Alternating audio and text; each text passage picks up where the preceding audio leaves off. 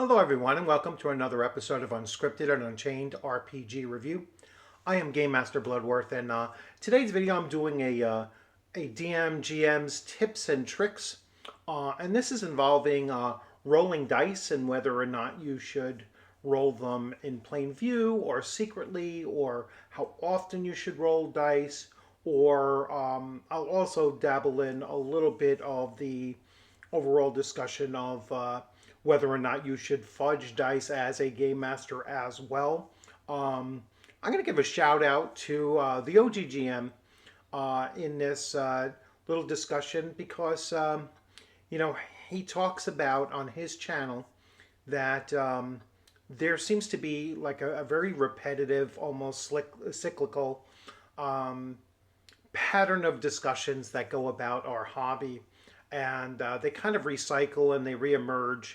You know, every 3 to 4 months, I would say about every 3 to 4 months that they do reemerge. And I don't know if I've ever done a video specifically talking about what I do as a game master and the types of roles that I make or the types of roles that I don't bother to make. But never do I actually change those dice rolls. I don't fudge the rolls. I try to roll in plain view as often as possible. But I'm just going to go through these really quickly, and I'm going to start with surprise. So in many game systems, there's a surprise roll that is made.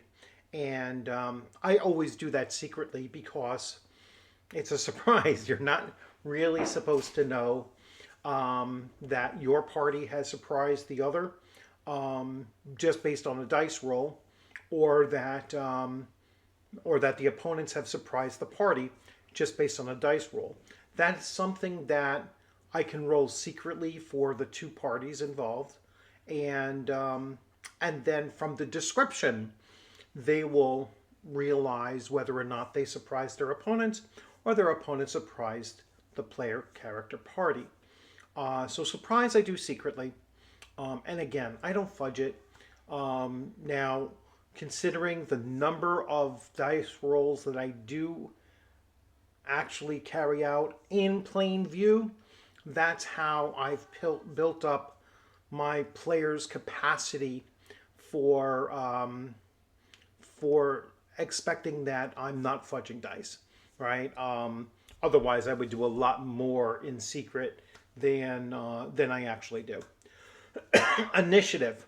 So initiative, I use primarily Roll20, and Roll20 has an initiative counter, and I have everybody, including myself, roll the initiative roll, and then it tracks it. It puts it in order, so that whoever rolled a 10 is going to go first. The tiebreaker, if it's myself as the game master and a player that have both rolled 10s, then the player always goes first, and then it will follow through and follow that sequence. And I tend to, and this gets to roll the dice less, I tend to let that that dice rolling sequence, or initiative sequence, I should say, run through the entire scenario. So it will go through that entire encounter, unless something so dramatically happens that it might require a new initiative roll. Then, but in most cases, nothing like that typically happens. Like, I would leave it where, sorry if you hear my garage door opening. If I had a party of like 6 and 3 were suddenly killed, I would do a new initiative roll. It would have to be some kind of a significant change in the dynamic of the combat taking place. Morale. I don't roll morale. All right. I expect that my players will govern their own character's morale and decide whether they're going to fight or flight. And I pretty much do the same thing for the NPCs and the monsters and such. I will determine when the situation comes that that their morale might either break or that it might be intensified and they will fight on harder. And a lot depends on the type of creature that they're actually fighting and their internal situation. Um, that some might be fighting to the death, whereas others normally would flee as soon as their leader is killed. And that's not something I leave for a die roll to determine. I just use my common sense and my understanding of the encounter that's actually taking place. Combat to hit and damage dice rolls, I always do in public. So I always do out in the open. Um, Actually, roll it out right there on the screen so that the players can see it, and then they can automatically start adjusting what they're doing or how they're responding to it. Saving throws are a little bit interesting. Saving throws are mostly in view, but if it's something like the uh, the player character is making a save versus a disease, I might roll that for them instead of them rolling it because it's not going to be immediately knowable that their character is diseased. And I like to let that play out in role playing. That after several days, all of a sudden, you see that you're breaking out in a rash, or you're going through this. I like to keep that a mystery for the players, especially when they encounter something um, that I like them to kind of be fearful of whether or not, if they just fought a werewolf, whether or not they are going to contract lycanthropy. So the saving throws I leave mostly secretive. Finding traps is secret. All right, because if you think about it, if you make your finding traps, roll, and the player makes it out there, then I would tell them that yes, you did in fact find a trap. But what if there was no trap there and they made their roll? All right, it's kind of an unnecessary roll. Um, so it's like that might be an instance where regardless of whether they rolled high or low, there'd still be no trap found, and I don't want to cause that situation. So I tend to do the finding traps secretly, and then if they found one, and there was one present, I would tell them that yes, you did discover a trap. Uh, Removing the traps now, they can roll that themselves. All right, and they'll know whether they failed or succeeded based on just the activity of it while they're doing it. Removing traps, same thing. When they're attempting to remove the trap, they know whether they're successful or not. Hiding in shadows, moving silently, both of those are secret roles. Again, the player character doesn't really know if they're effectively hiding in the shadows or if they're effectively moving silently, um, where it's audible to others, potentially. Now, of course, if they critically fail it, yeah, they've stumbled, they've fallen. There's no clue, but it's not like they're moving silently and they're checking with their other party members. Hey, can you hear me moving? And they whisper back, no, I can't hear you moving. Well, the creatures that they're possibly encountering, trying to sneak up on, is going to hear that conversation. So it kind of blows that out of the water anyway, and they're going to nullify the fact that the character was moving silently or hiding in shadows. It's not like they're going to shout out to each other, "Hey, can you see me?" Um, so I do those as secret, and I let the player character kind of go through the belief that they are hiding in shadows and moving silently. And they will know if they were effective or not if they get that backstab or they get to bypass the threat that they were looking to bypass, and so on. So again, another secret role, and I keep on putting these into the context of what would the character know. Does the character know how much, how many hit points does the monster have? I describe, hey, he's kind of staggering and is bleeding from many wounds and everything like that.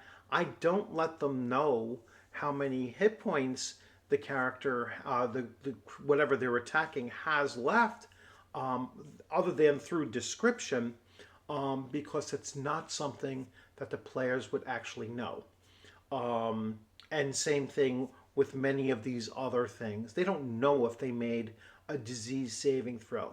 They'll only know it when they've gone several days or even weeks without any symptoms of a disease.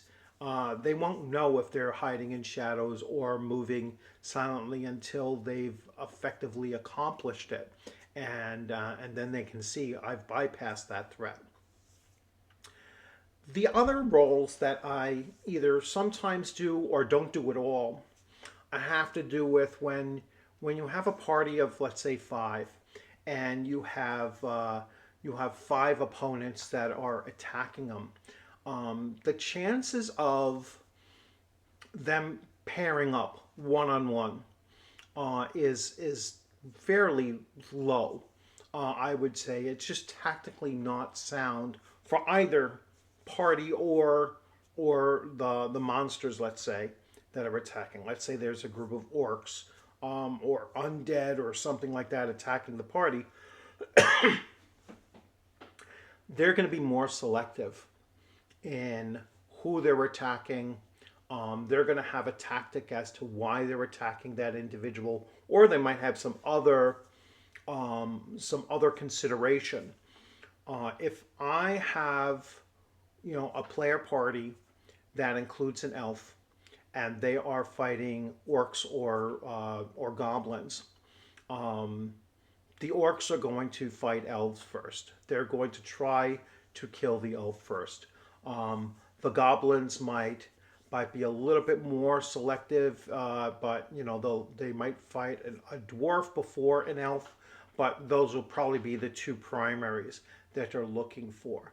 Um, the monsters are going to be less likely, as long as they have a halfway decent average or better intelligence, to attack the fighter that is in plate mail with a tower shield, and they kind of know that that's going to be a hard target for them to take down. Certainly one on one, they're not going to bother. They might gang up on that character and try to use other means to drag that character down rather than just trying to hit him or her with their weapon. If there are intelligent undead and they are facing a cleric or a paladin, they are going to attack the cleric and or paladin first and put most of their effort towards attacking them.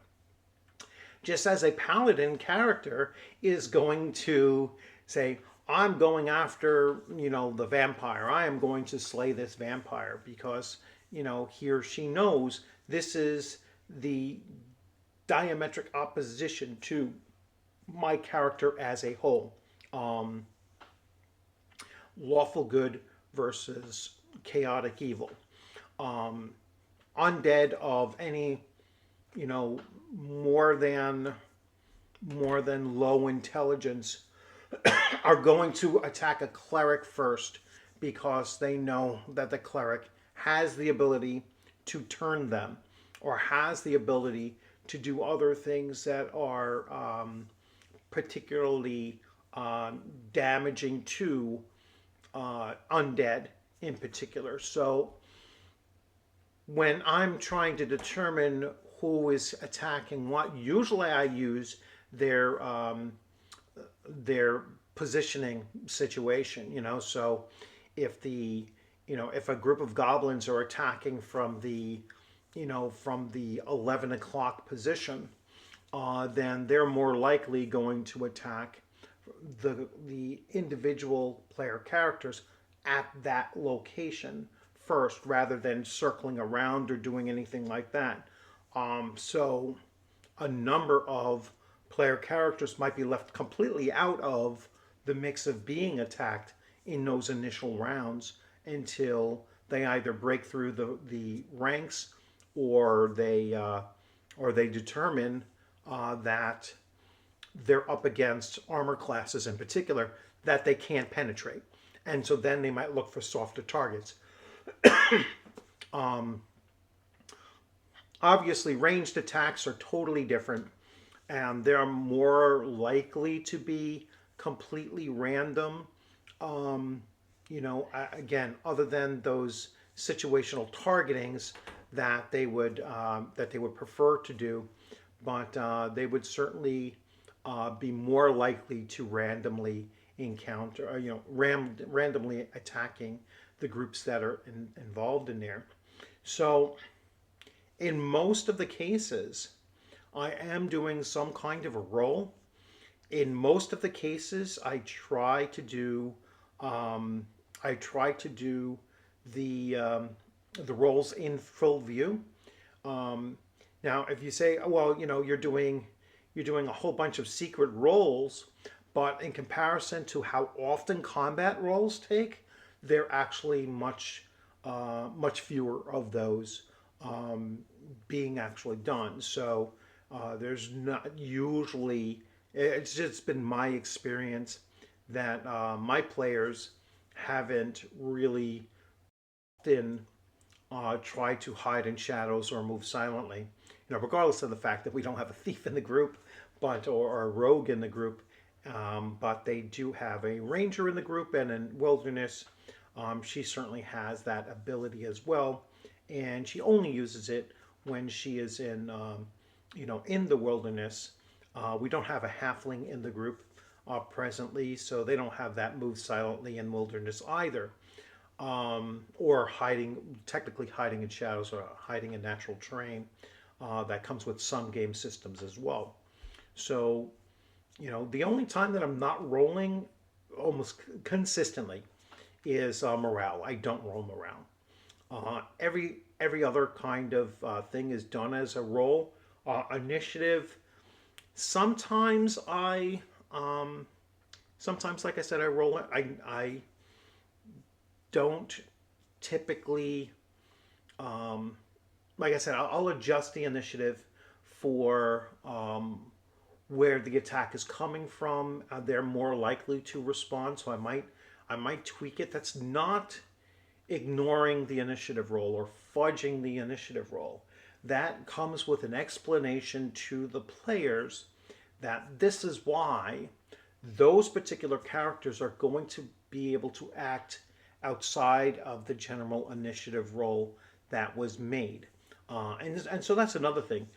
Communicating why there's a deviation from what the full view dice rolls were, and a simple explanation of, well, because these attacks are coming here, I'm going to let these characters go first.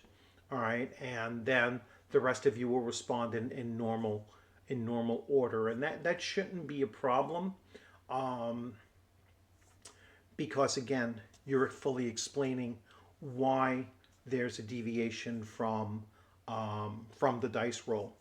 Uh, so that's pretty much it. I think that this is an important thing for the game master to discuss with the players in a session zero, or just over time. They may ask, well, what kind of system are we doing here? Or, is this going to be something I roll? And then you would tell them, no, I'm going to make that roll for you, and explain why. All right. So again, open line of communication. Always explain why, and hopefully it makes sense, right? If it doesn't make sense, why you're doing something, then your players will certainly question that. Hopefully, it doesn't become a big to do. A lot of times, the players, especially very experienced players, might just defer to the game master and say, "Hey, whatever you're doing," and then come back later on, privately, or in a chat, or in a a debriefing kind of open chat where there's multiple people there, and say, "Hey, you know what? Um, I still need an explanation again of why, or clarification of why the roles were being done that way." And then that should be perfectly acceptable for a game master to have that discussion, because you want to make sure, at the very least, that your players understand your rationale for doing certain things. And hopefully you don't hit an impasse where neither of you can agree on that. But in most cases, at least again in my experience, I've never had that issue where someone had really just not agreed with a mechanic option that I'm using, that we couldn't get past. So I hope you enjoyed this video. Please feel free to put your comments in there. I'm anxious to hear what kind of dice rolls you use, don't use, some of your rationale behind them as well. And feel free to disagree with me as well. I don't want to get into the whole debate of should you fudge dice or not fudge dice. Um, I'm going to be, strongly on the side of, if you are rolling, the rolls should count regardless of the outcome. And there's a lot of ways that um, you can respond to a really bad roll, and even one that leads to character deaths. I mean, I've done I've rolled for breath weapons that almost wiped out one half of the party. It is what it is, and to fudge that kind of a roll that has so much impact on the scene that's taking place. I think that you're really robbing your players of the true experience of of the game, and you're also robbing yourself as the game master of that same experience, because if you have a half party wipe, or even a total party wipe, it's going to open up the door for both you as the game master and the players to really experience that kind of cataclysmic event. And then um, and then how do you move forward from that? And I think that's a really important thing to learn from, is that moving forward from that. And how do we integrate new characters into it? Are they going to be connected to the old characters in some way? How do we weave those two stories together, and so on? So it really, really is an important thing, I think, for the game master to roll as many of the different situational dice rolls in full view, as well as keeping some of those ones that should be secret as well. So and then not rolling as often also kind of streamlines the whole thing. So I hope you enjoyed this video. Again, feel free to comment in there, either pro or against, doesn't matter. And remember to like and subscribe, and to come on back, hit that alert button so that you'll see when new uploads come onto the channel. And tonight is a gaming night for me, and so I will be gaming tonight. So there'll be nothing else today as far as videos are concerned. And then tomorrow, well, tomorrow I'm working, but I'll probably do something in the morning. I'm currently trying to figure out Fantasy Grounds, and I just picked up the Shadow Dark package, for Fantasy Grounds, and so I'll be digging into that a little bit. And once I figure it out, then I'll probably do a video just showing Fantasy Grounds off, for Shadow Dark in particular. And please remember that I just recently became an affiliate of Fantasy Grounds, so you will see that in the link below. So if you want to jump into the description and you're looking to pick up anything through, for Fantasy Grounds, you would certainly help me out and the channel out if you use that affiliate link. And I always take everything that I earn from those affiliate links and convert it right back into content for the channel. So as always, have a great rest of your day, and I look forward to seeing you on the gaming screen or at a gaming table sometime soon. This upcoming Saturday, I will be at AutoCon 3 in Pleasant Valley, New York, from 10 to 7. It's a one-day event on Saturday. I believe it is June 8th. And I will be running Shadow Dark there, and I'll be playing in a board game later on in the afternoon. So look forward to seeing you there if you happen to be there. You all have a great day. Take care.